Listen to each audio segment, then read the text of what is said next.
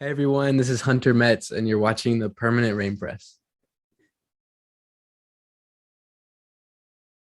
Hey everyone, it's Chloe with the Permanent Rain Press today. I am so happy to be joined by Hunter Metz. How are you? Good, good. I'm doing well. How are you? I'm doing well, thank you. I feel like this interview has been a year in the making, so I'm just excited to steal a bit of your time. Thanks for doing this. Absolutely, absolutely. Thanks for having me.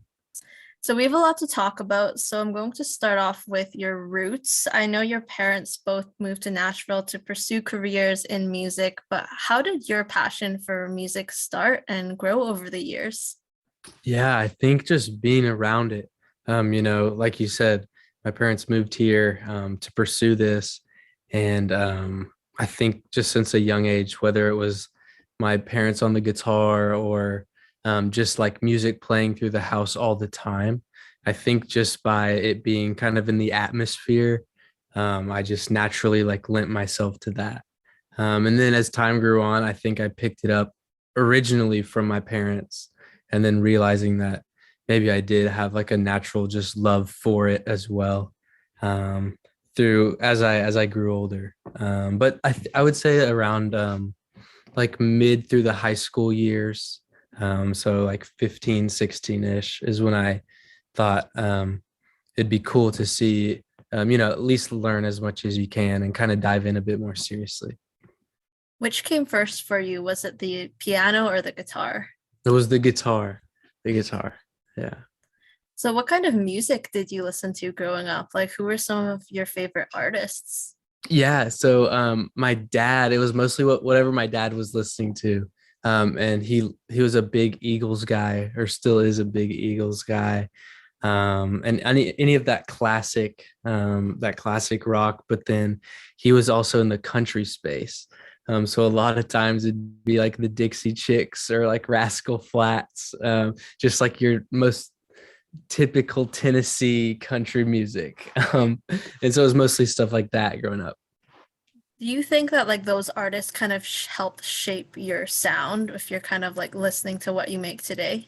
Yeah, I think somehow there's still some elements in there. But I think at the same time I tried to get away from that, just because there was like so much of it that I had heard. For a long time, I didn't like country music just because I had heard so much of it. And so I'm sure there's some elements that trickle in that I can't help. Um, but at the same time, I do try and be like try and recognize it and maybe try and lend itself away from that if possible. Yeah. I think it's nice to kind of look back and see like little influences here and there. And I'm sure that's something that you can kind of think about. But we, of course, are introduced to you last season, season 19 of American Idol. What was your favorite performance on the show and why? Hmm. I think honestly, the I Can't Make You Love Me. It was the only one I didn't play an instrument on. Um, it was the only one I felt like I knew every single thing that was going to happen just because I loved the song. And you play that. It's one of those things you like sing in the car or like sing in your room, and felt like a dream to do, on that kind of platform. And just looking back, I was so comfortable with that one. Yeah, that was probably my favorite.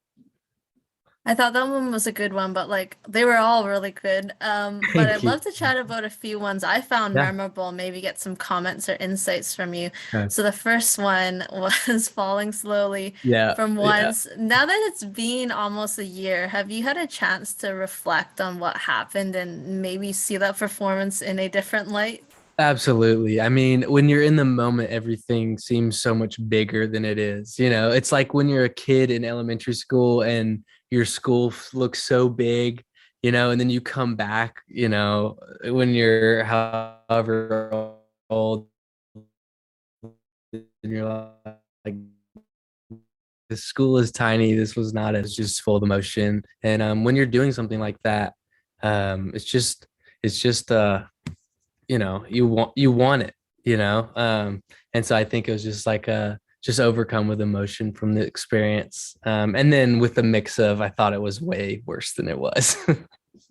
So have you like watched it back? How many times have Yes. you watched it back since? Honestly, I've watched three performances. It was that one. It was the I Can't Make You Love Me and my audition. And I don't like to watch the performance. I don't know. It just feels so weird.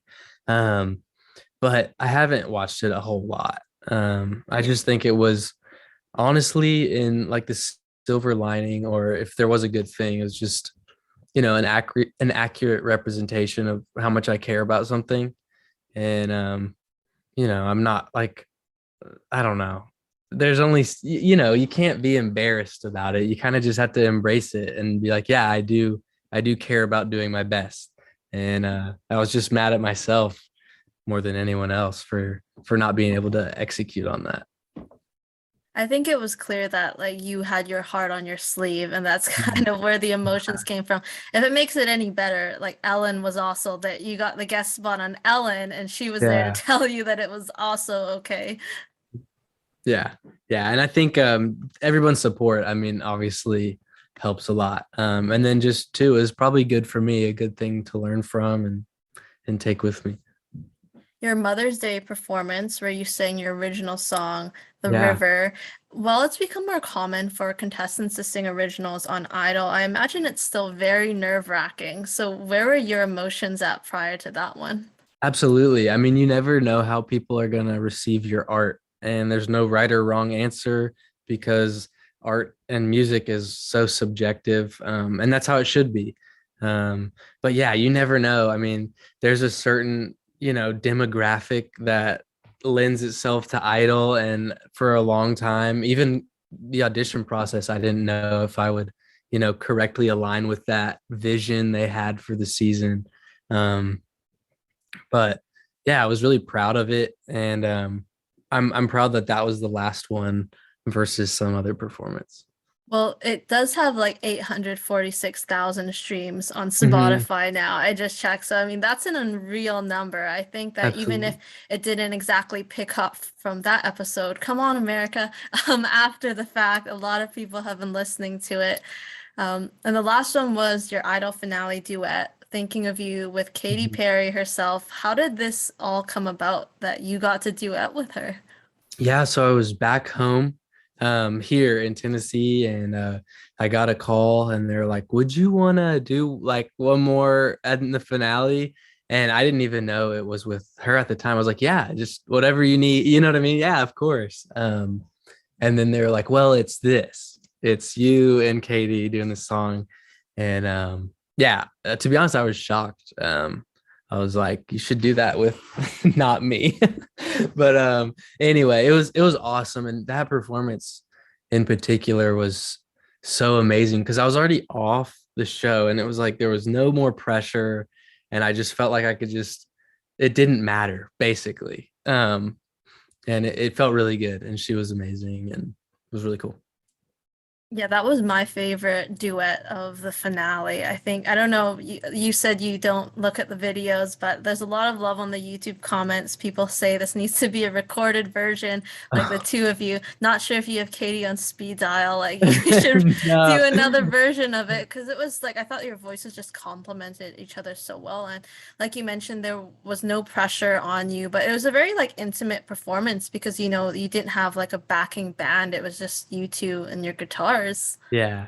Yeah. And I think that that made it more special for us, at least in the moment. Just being able to like really lock in and make it as good as we could, with what we had. So you did finish the competition top seven, which is an incredible accomplishment. What were the major lessons and learning experiences that you took away from the show? Yeah, yeah. I mean, as cliche as it sounds, like the lessons it taught myself were the biggest. Whether that's what I want, because before this I was doing coding, and it taught me a lot about who I am as a person, and it also gave me a lot of direction. And at times it's been, because you could come off the show and you kind of just go back home and you're a little bit more on your own than I think a lot of people get, if that makes sense. Like you kind of get on that plane and it's back to home. And it's kind of up to you to get the ball rolling with anything else. And I think that's a big lesson too. No matter how good of a team you're in a good spot, and then I think everything else will fall into place. But overall, it was an incredible experience. Can you share some words on the friendships you've made on the journey and who you've been keeping in touch with? Absolutely. So immediately after the show, Chase moved to Nashville. And that's been really cool. I saw him Saturday. So it's Tuesday. So 3 days ago. Um, and so I think that relationship has been special because it's been a relationship where, and of course he knows this, but like it was such a pure friendship, regardless of what number he came in or I came in or this or that. And to just see him win the way he did and continue winning, in the country music space and in life has just like brought so much joy to me. So just to see him in a good spot has been awesome. And then Cassandra and I, because she's originally from Columbia, which is about 30 minutes away from where I am, we've been writing a lot of music and working on a lot of special things for her that are incredible. And I think those would be the main two. Willie's been here a couple times, and we've I was worked on. gonna say Willie posted a photo of you, him, and Chase in Nashville back Yeah, in September, which must have been nice to yeah, see him and catch up. absolutely. And with any of those guys from that season, I mean, the relationships and the character of every single person who was there was unmatched. So yeah, I'd be stoked to see every single one of them anytime. Well, hopefully, if they make their way down to Tennessee, they can do a little trip and then they'll see you, Cassandra, and Chase all in one. Yes, all Yeah. at once. Yeah. So, would you ever consider auditioning for Idol again if you were eligible, or even a show like The Voice or America's Got Talent? Yeah. I don't know. I was hesitant to do it at first, and I feel like I learned a lot and made really good friendships, but I think I'm trying to move away a little bit from the TV side of things because that's its own animal, and just really stay true to the art and kind of preserve that and kind of keep my head down and just know that maybe the fast route might not be the best for me. But I don't know. You never know what the future holds. I was gonna say it's like you've had enough reality TV for a lifetime kind of thing. Yeah, and it's cool. It's watching, and seeing the response. It's definitely been cool, and an experience like no other. Um, so in no way was it bad. I just don't career. Yeah. So, season 20, have you been tuning in at all? And if so, is there anyone we should be keeping our eyes and ears out for? This is terrible, but I've watched one audition, and I'm sure I'll watch again in the future. But for this season, I was like, I gotta take a break. I gotta like get the whole idol thing just kind of a little bit more past before I can hop back on and see what's happening. It's probably those things where it just brings back like memories, like flashbacks, maybe of For sure. a lot of good times, but some also maybe not so great times. So it's kind of like you want to flush it out. Absolutely. I will say, do you remember whose audition you watched? And was it Um, something of note? let me see. Let me see, because I know it was one of the platinum ticket people. So Um, that's either Hunter Girl, Kennedy, or Jay. I think it's Kennedy. Let me make sure. I don't want to. Yes, yes, Kennedy. Yeah. Okay, so I'll be the one to tell you that she actually last day's episode, she pulled out of the competition, Okay. Yeah, I'm which reading that right now. you're like, It whoa. literally says the like headline. Well, well, yeah, I guess I don't know. People have, yeah, I don't know why she did, but people have their reasons. So I'm sure she'll be all right. Hopefully, I Yeah, hope it's nothing it's bad. like one of those things where you're just like, oh, that's like as a viewer, you're like, that's too bad, but hopefully it all works out for the best. Yeah. Yeah, yeah, and hopefully it's not like a personal, like bad issue. Yeah, yeah, Hopefully there's a better reason. I guess time absolutely. will tell and we'll find out. I'm sure she'll post something. But being on the show, you have gotten to reach fans all around the world. I was Mhm. looking on Instagram and there are a few active accounts dedicated to you. It's pretty much all about Hunter Mets fans and Team Hunter Mets, who's actually based out of the Philippines, not even in North America. So to have this constant support, what has that meant to you? Yeah, to be honest, I didn't know if that's or think that was something I'd ever have. And so just to even have someone to take the time and kind of follow me that intentionally and be there for me in a way that a lot of people aren't is really special. And I definitely don't take that for granted. So if they see this, thank you guys so much. It really means a lot. You are on Instagram and TikTok, but you don't post too often. So I wanted to ask about your relationship with social media. And Mm. have you been trying to get back into posting with new music being released? Yeah, I think there's just so much content, and a lot of times I'll debate posting something or think, oh, this is cool, should I? And I don't know, maybe I'm wrong, but sometimes I feel like there's already enough content. Um and I think when it's important and when it really matters to me, that's when I want to be posting content. And if it's just to keep your numbers up or just to play the game or just to it just seems a little disingen like I don't know, inauthentic or for me. And I'm not saying some people, they crush that and I wish I was better. But it feels a little inauthentic for me, a little forced to just post for the sake of posting. And so I do try to be really intentional and creative and, just, yeah, really care about what I post instead of just doing it to do it. I think that you had so many valid points there because like you want to be true to yourself, right? Like Yeah. you don't want to kind of cycle back and say, oh, that's what I did at this point in time. Why did I do that? So it's good that like what you want to post is intentional. And it kind of goes into, something that you've been vocal about is really taking the time to figure out more about yourself as an artist in order to create your best art.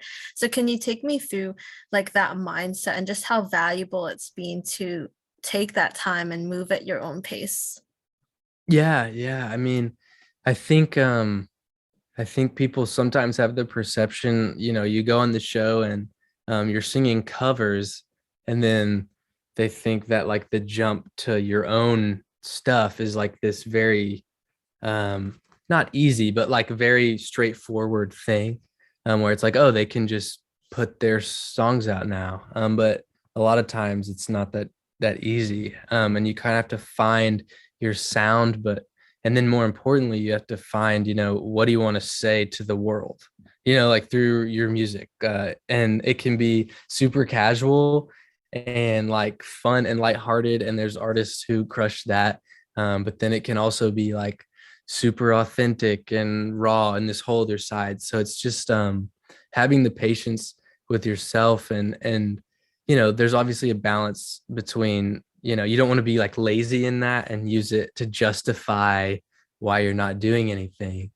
But for me, I've just been trying to really be intentional about that and figure out like what do I want to say, and if I put this song out and I'm 30 years old, is it still even relevant? Do the words even like carry the same weight?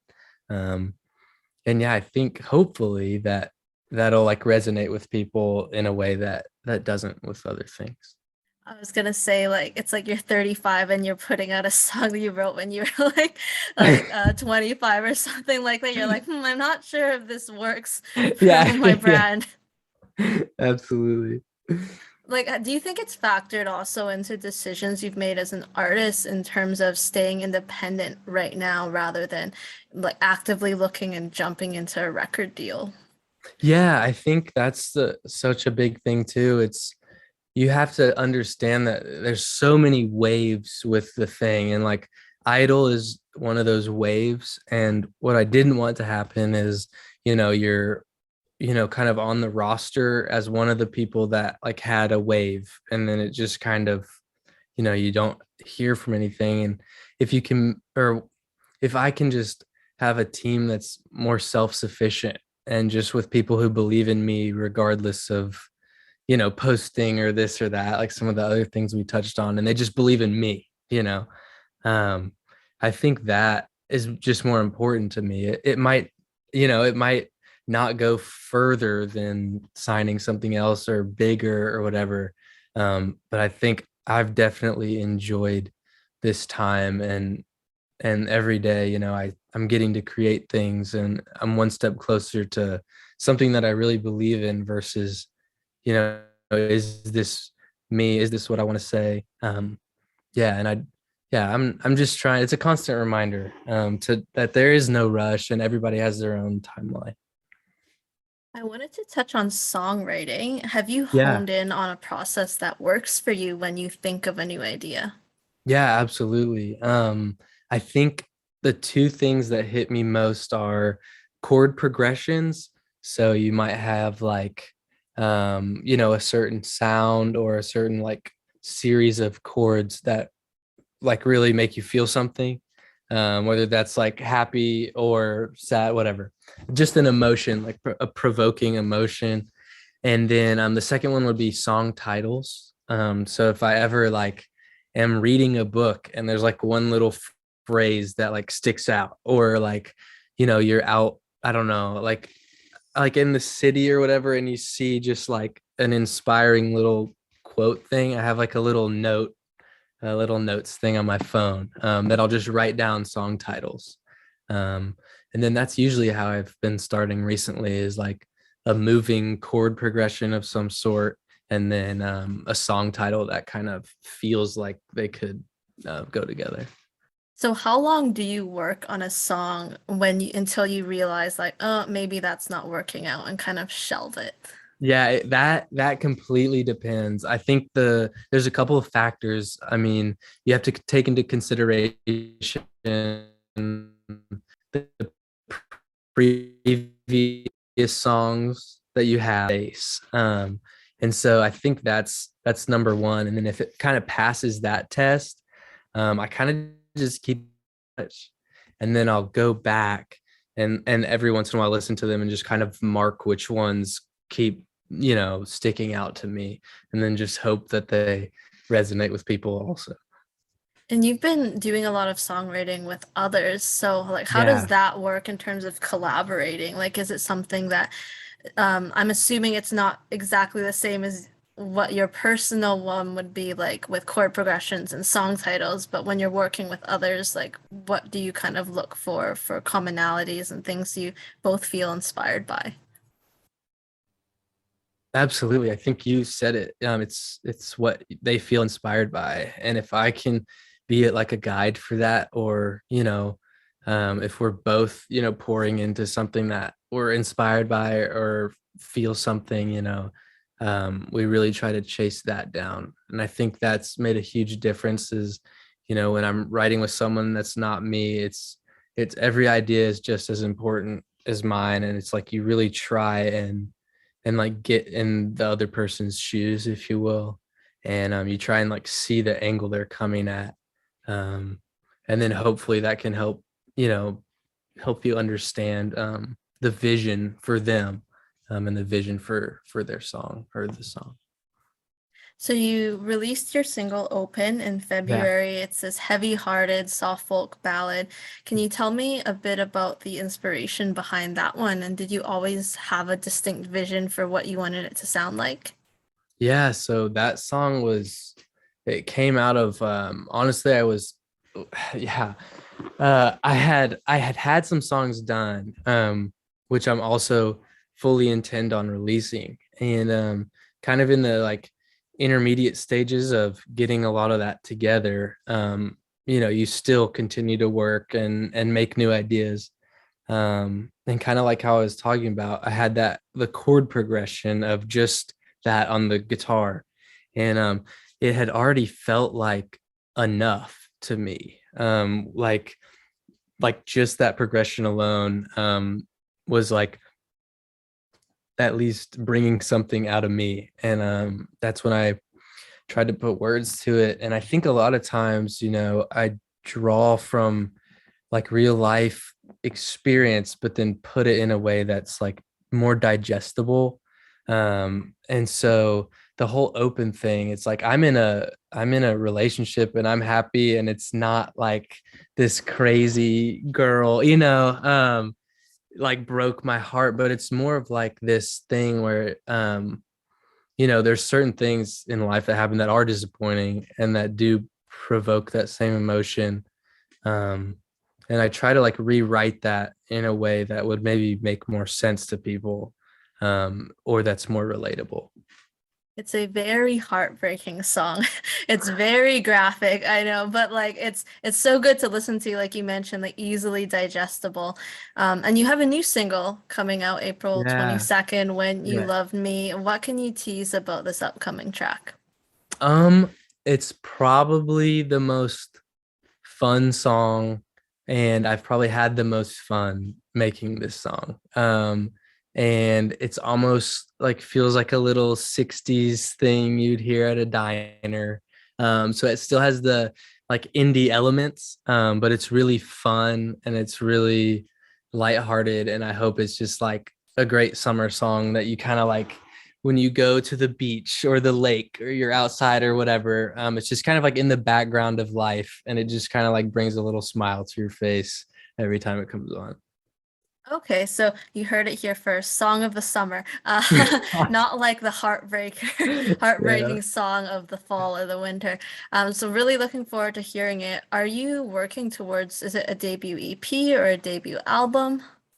Yeah, absolutely. I think the plan is the EP. I know everybody is album, album, album, and I hear that a lot. But the way people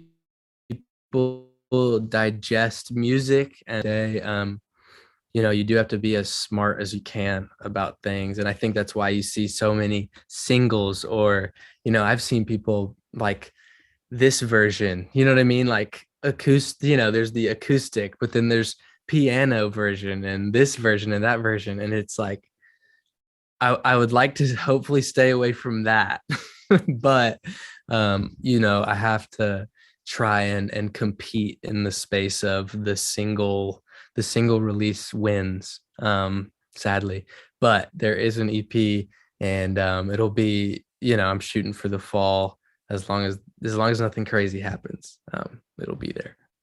Will it be along a similar vein, genre-wise, like the singer-songwriter, indie folk? Yes, yeah. So it'll be. I'm really trying to press into that. For me, and I think it's a special space that can kind of evolve over time. Um, but yeah, for right now, I think that's what I'm naturally drawn to. Any chance of a rap song? Oh no, no. Once I got out of high school, I pretty much gave that up.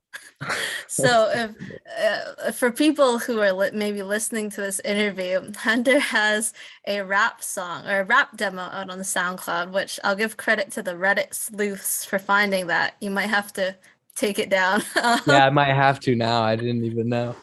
But I mean, a little versatility never hurt anybody, right? Yeah, I guess so. I guess so. Is it one of those things where you were like, okay, I'm just gonna try this out, and you did it, and you were like, nope, not for me. Well, so it's kind of a funny, like it's such a high school teenagery thing, but we would have like these like the student section things at your high school, and you go to all the games, and people would like make raps about the school, and it was like people kind of knew I was musical at the time, and it was like, well, I'll make one. And so I did. But yeah, I think it's a funny thing. I don't know if there's no point in taking it down. It's fun. It doesn't matter. See, like I like that you can say that now because it's one of those things where you're like, okay, I could take it down, but I mean, why not leave it up? You can't be unhappy that you tried it out. It was something that you kind of did for your school, so Yeah, yeah. I mean, I think people are a little scared to like be quirky or funny or whatever, but at the end of the day, I mean, we're all pretty much the same. now you have recorded and self-produced your own music in the past. So like with this upcoming release and releases, is that something we can expect or were you happy working with a team? Yeah, so I think it's a little half it's half and half for this EP. A lot of it was done, right here, and typically what happens is I'll get all the ideas down, or most of them, and then I have a couple really close friends who are just brilliant, and really make like those sounds come to life in a way that I can't. And so I kind of run it by them sometimes, and we kind of sit down and reimagine the sound, but with the same parts. And so, like for example, this one that's coming out, it was me and then the two friends I was talking about, and it's like, hey, I have this, and what if we did this with it, And they kind of come in and help guide, and I think that makes it so much more fun, because it's like you don't feel as isolated, and there's more people, who are excited about what you're doing. And at the end of the day, we're just making, we're just having fun and doing what we love. So yeah. We'll give them a shout out. Your Yes, friends yes. are. So yes, sorry. So my friend Drew Irwin, and then Noah Knuckles. So if they ever see this, y'all are awesome. There's also a guy, while I'm doing the whole shout out thing, there's a guy named Blake Oliver. He He plays takes your bass. photos too, Yes, right? he takes the photos and plays bass, and he's unbelievable. Um, yeah, yeah, the dude is killer. And then there's a guy on drums. His name's Max. And so special guys to me, and yeah. It's nice to have like a solid team that you can go to and play off each other. I wanted to ask, I'll put you on the spot about a few songs that have been teased over the past year and see if Okay. any of them are coming down the pipeline. Okay. On and On, which was like a Okay. piano Okay. vocal track. We'll see. That's a little pop. That's a little pop for what I was doing. It's really good though. I think Thank you had you. a lot of good response on that one. So hopefully maybe one day, maybe like that's the thing I'm thinking that that would have to wait till like an album, right? Because it Mm, wouldn't fit like an EP mold, maybe hmm necessarily. hmm So one that you wrote with Cassandra Coleman, you sang it on Instagram with a guitar. I think it was untitled, but it had the words ran away in it. Hmm. Oh, yes. And I think Cassandra and I are working like really closely together, for some of her stuff. And so it might play a role. But there are Wet, so many please. songs.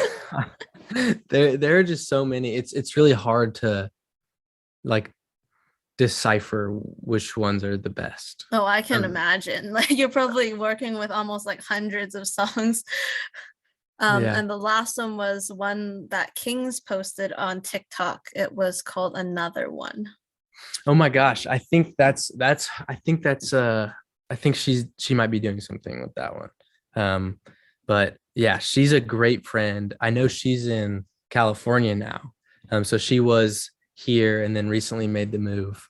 But yeah, we still catch up, and she's awesome. So I hope she does something with that. Speaking of like making moves, are you're happy right now where you are in Tennessee? I think so. It's really hard to leave just with the music community here, because it is. I mean, there's talented people everywhere, but it really feels like here. I mean, you could like throw a rock and just hit like an amazing guitar player, or you know what I mean. Hit a It's friend amazing. in the back with a Yeah, rock. literally, you just yeah. So it makes it hard to justify going anywhere else. Yeah, yeah. Let's talk live music. Post Yeah. Idol, you've performed a couple of hometown shows at the Franklin Theater. You were out in Nashville. You went on tour with Francisco Martin. How much Mhm. fun was it to just be back on stage performing again?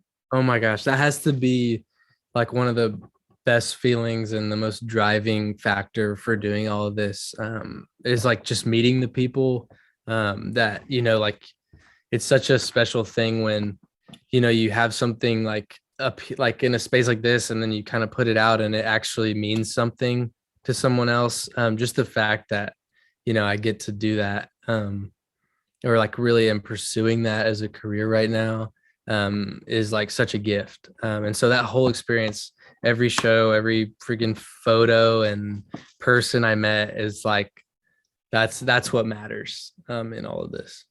You have a favorite show that you did out of all of those ones? The Franklin Theater ones were so special just because, I mean, I literally, like, going to middle school every day, you literally like pass by that square. And that's just like such a like pipe dream thing when you're a kid, or when, at least for me. So those were really special on a personal level. And then, a lot of the ones out on out on the road were so cool because it was like, it's like people I have no idea are out there, which it was so cool to meet and connect with them. So yeah, I'd say they all hold a special place. It's just such a surreal feeling. How did tour life treat you? Is it something you could imagine doing more of? I mean, absolutely. I'm like the easiest, you know what I mean? Like, I try not to complain. We took a older Toyota 4Runner and a U-Haul trailer and drove the whole thing. And it wasn't glamorous, or, you know what I mean? But it was like some of the best memories I've ever made. And I would 1000% do it again. Yeah. Yeah. It's like the life of a touring working musician, right? Like loading Yes. up to the venue a few hours before the show kind of thing. Absolutely. Absolutely. That's exactly what it was. And how was it touring with Francisco, a fellow Idol alum? You must have had like shared experiences. Yeah, absolutely. I mean, he's great, talented musician, and that whole team is awesome. And so just the fact that they had me out there, I mean, yeah, I mean, I can't say enough, and they were great. So it was a blast, and I think just that connection too, just getting to know him, and it was so special. And yeah, he's great. He's great. So outside of music, you had a career in software development. Tell me about this line of work and what you enjoyed about the coding, designing, Yeah. and problem solving. Yeah, so I got into coding, because I wanted something super secure. And so I ended up going to one of the boot camps, and I'm sure you're like heard that term, but basically it's just like an intense learning environment. And what I really, really loved, was like the work atmosphere where you're all like going after something. And so in my case, we'd have clients come and they'd present us with like whatever, a web app or mobile or whatever they needed. And then it was like our little team. And I think it was really cool to, like, be building something together. I thought that was really special. And then also just the ability to like have no pressure in a way. Like, obviously there were timelines, but it was like work was work, and then like life was life. And I think if there's one thing I have learned off of Idol is when you're doing the music thing, a lot of your value and your like self-worth and that kind of thing is tied to your work, which I there's not a ton of professions where it's as directly tied. So I did enjoy the fact that, when it was over and when we had done it, it's like you kind of just closed the computer, and yeah, that was it. And now you're kind of learning like the ins and outs of how to separate like the personal from and your career from like the music that you like to make and make it not be like a chore, right? Yes, yes, or just getting so attached to it because if you're so attached to a song and, other people aren't, it's hard and that's hurtful. And, and that's, I think anyone, excuse me, I think anyone would feel that. If you were like really attached to something or thought something was special, and then if it's not, you have to be able to, you have to be able to not just like quit or be sad, or you have to just keep doing your best. And so that's been an interesting thing where I had never dealt with that, because in the past it's kind of just like, if you do it, it's done and you did good, versus something a little more subjective, which is, yeah, it's taught me a lot. Learning experience as you continue on. It's still early on. I'm sure you'll get a hang of it. Surrounding yourself with good people obviously helps. On a lighter note, on your Yeah. LinkedIn profile, which I'm not sure you'll be needing that anymore, but it says that you're virtually unbeatable at Mario Kart. So I had to ask, like, how many hours did you used to put in, and could you still run a good race today? It's been the Smash Bros. And I don't know if you know like of Wii Sports, but they're doing on the Switch. They have the Switch Sports coming out this month. So yeah, I love video games. So right now it's Super Smash Bros. On the Switch. And I always play as the character Little Mac. He's like the boxer guy. Um, anyway, I love video games. Yeah, yeah. How come did you ever design your own kind of game? I think, no, I think I read you did code a game before, right? Well, so yes, so actually when I was doing the software thing and I was like debating if I wanted to do client work, are you familiar with Udemy? It's like one of those websites that you like can like buy course. You know what I mean? Like if it was like I want to learn how to play piano, you could buy the piano course. And so I was in one for video game development, and I had entertained that at the time, as something I would want to do. Is it something you think you could still fall back on? Like, do you still have that coding mindset?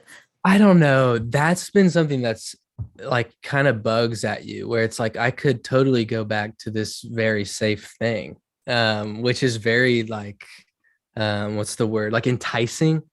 But I'm really trying to fight that because I mean, there's nothing that makes me feel more alive than music, and I don't want to lose that. And so I really think for me, it's just slow and steady and realizing that, one person every day, if I can just speak to one person every day, that number is really big, at the end of it all. And I think it's something worth saying that you're following your passion and what you want to do. Like you took that step, and so you kind of got to see where it goes from here. I couldn't help but notice that you have some lovely tattoos that we didn't get to see too much of on Idol because you had sleeves covering them up. But I Yes, was hoping if you didn't mind, like sharing one or two of them with us and maybe the absolutely. stories behind them. Yeah, I'll definitely. I usually keep them covered because I know how people like have different opinions on that. Like, and I know that's like a traditional take, but I'd rather just stay out of any of that. But for the sake of this, I have like kind of this whole thing going on. I have a little tree up here, and that's like the Giving Tree. I don't know if you've read that book. It's like a childhood book where the willow tree essentially like gives up every part of himself and it's still not enough, and the kid comes back and there's a whole lesson in that. And then but anyway, I just remember that as a kid. And then I have a little bird right here, and my mom has like the same flower, so it's kind of like I'm carrying that on. And some other fun ones. Yeah, let's see. Oh, this one's fun. I'll show this one as the last. It's a little smiley face. And so that was actually like at the time a like 15-year-old, because I think I was like 17. A 15-year-old gave that to me in his house with a like needle and like a prison tattoo, basically. So yeah, that was a fun one. What was that, like stick and poke? Yes, yes. Yeah, DIY. I love to think of tattoos as like you mentioned, the symbols we keep of people and places and moments that are important to us. So thank you for sharing. It's such beautiful Yeah. art. And Thank you. yeah, it's like it's funny what you mentioned about, keeping the cupboard because of traditional, like I don't know how TV will react, but it's too bad because you have like some like really nice pieces, like almost a sleeve. Yeah, yeah. And thank you. And I think, I really like it. And I think, obviously I just don't want to even like entertain the whole, What does America think about like my tattoos yeah, kind of thing? Well, we have one more question for you, politics. our Yeah. signature question. If you could be any ice cream flavor, which would you be and why? That's like the hardest question of the whole interview. I could see it going so many different ways. Maybe, okay, I got a good answer. I think so. I think I'd be vanilla because it's like I'm pretty like, but it has to be the bluebell. It has to be like bluebell homemade original flavor. I think that'd be me because it's just like the tried and true ice cream. I like that answer. That's a good one. Oh, like it's funny, your like screen disappeared for a second. Oh no, dude. I need to like look at my internet after this. I think it's like a little spotty here and there. So sorry if I was interrupting you, but I like that answer. It's very specific, which I think is good because it means you know what you're aiming for. That's all the questions I have for you, Hunter. Thank you so much for taking the time to chat. Absolutely. Thank you guys so much. We'll make sure to post Hunter's social media links below and stay tuned for his upcoming single, When You Love Me, April 22nd. And we will see you next time. See ya.